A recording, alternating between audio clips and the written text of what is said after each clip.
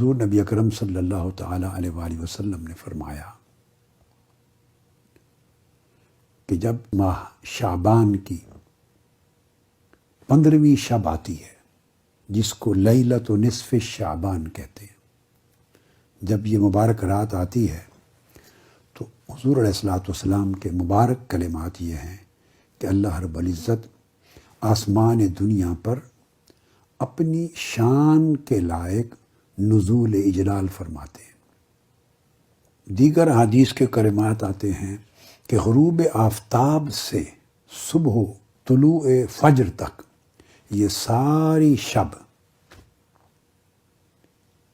یعنی 14ویں شعبان کا سورج جب غروب ہوتا ہے تو اس غروب آفتاب سے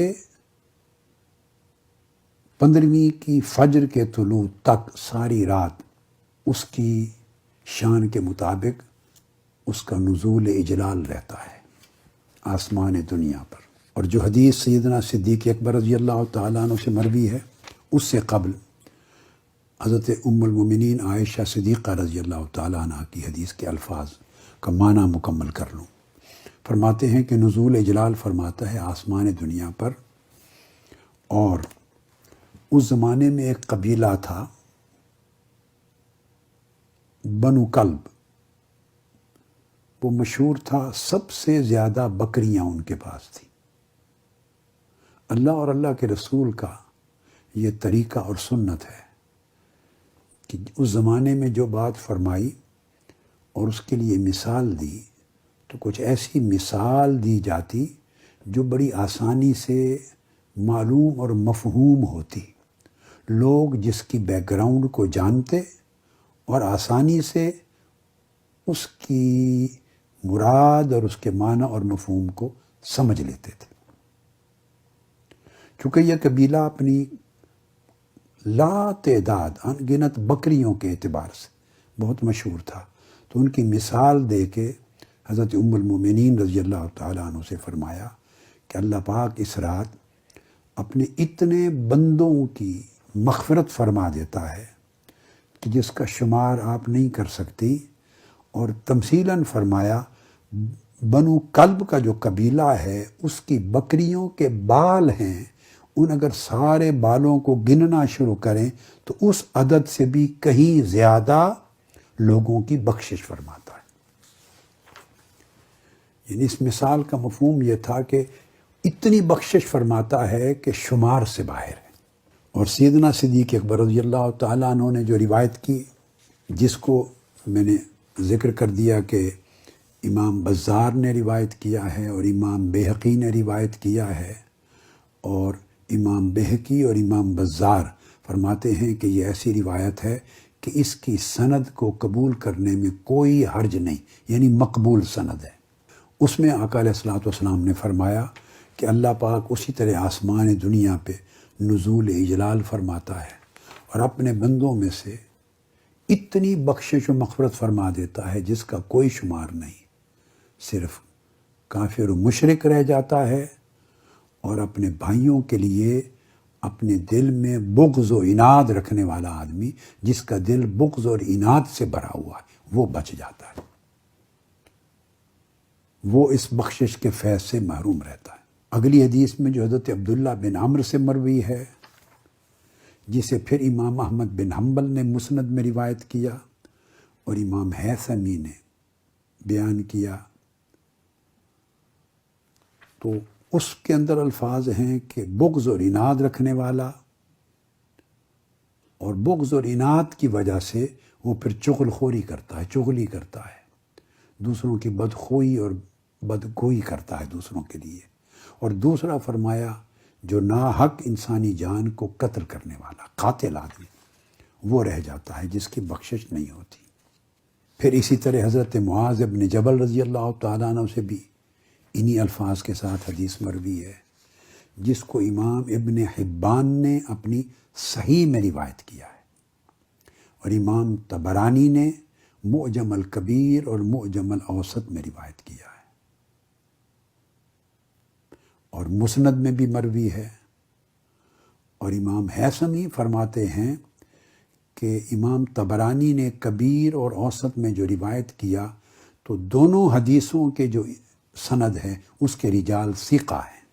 اسی طرح پھر اسی مضمون کی حدیثیں حضرت ابو موسیٰ اشعری رضی اللہ تعالیٰ عنہ سے بھی مروی ہیں۔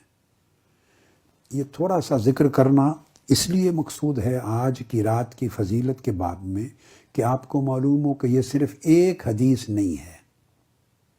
نہ ہی ایک روایت ہے ایک سند کے ساتھ، اور نہ ہی حدیث کی کسی ایک کتاب میں ایک امام حدیث نے اس کو لیا ہے، نہیں، درجنوں کتب حدیث میں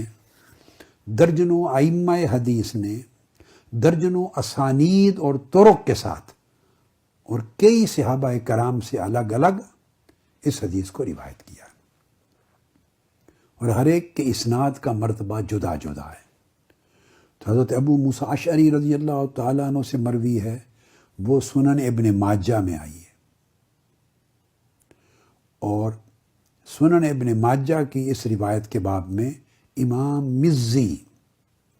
جو صاحب تہذیب الکمال ہیں، اسماء و رجال کے بہت بڑے امام، وہ کہتے ہیں کہ اس کی سند جید ہے،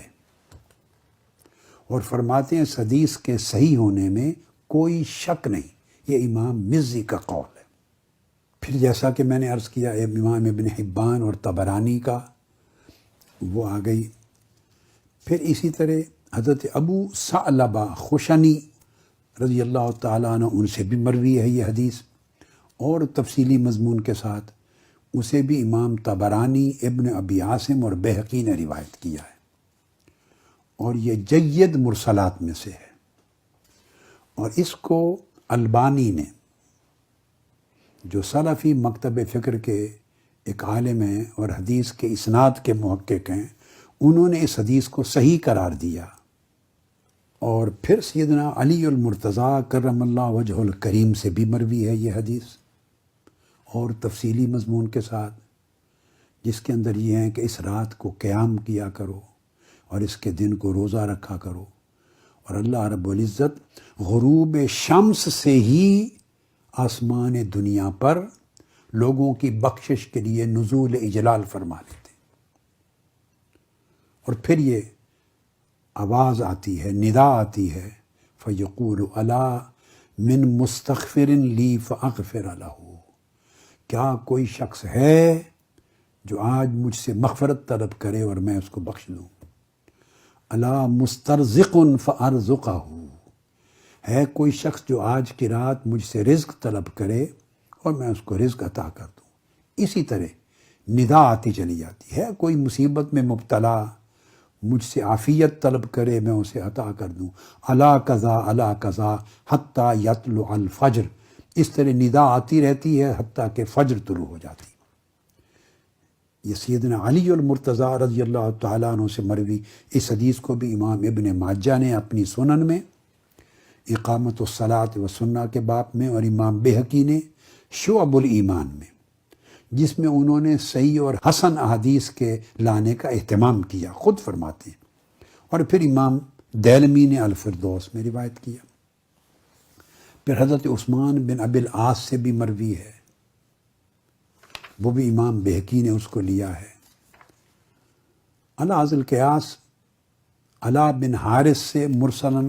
حضرت ام المومنین عائشہ صدیقہ رضی اللہ تعالیٰ عنہ کی حدیث کے الفاظ،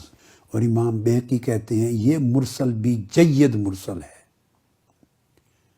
اور کثیر بن مرہ الحضرمی سے بھی مروی ہے، عبداللہ بن عمر سے بھی مروی ہے مصنف عبد الرزاق میں، اور کثیر بن مرہ الحضرمی کی روایت کو بھی امام بہقی کہتے ہیں یہ مرسل جید مرسلات میں سے ہے۔ تو علی ذی القیاس میں نے چند احادیث کا تذکرہ کر دیا، بہت سی احادیث اور مرویات ہیں، بہت سے طرق اور اسانید کے ساتھ۔ میری کتاب ہے حدیث پر اپنی، یہ میرے ہاتھ میں ہے، غایۃ الانعام، اس کو دیکھ لیں، فی بعد زمن الشہور واللیالی والایام، پورے سال کے جو 12 ماہ ہیں ان کے مختلف زمانوں اور مختلف مہینوں، مختلف دنوں اور مختلف راتوں کی فضیلت صرف احادیث نبوی کی روشنی سے، یہ حدیث پاک میں شرح و تفصیل اور بیان کے ساتھ اور حدیث کے جو ان کی اسانید ہیں ان کے احکام کے ساتھ یہ پوری کتاب ہے غایۃ الانعام. اسی میں سے میں نے چند احادیث آپ کو سنا دی. یہ ضخیم کتاب ہے، یعنی کوئی 500 صفحات 515 صفحات پر مشتمل ہے یہ حدیث کی کتاب. اور یہ احادیث نبویہ جن کا تعلق مبارک شب لیلۃ نصف شعبان سے،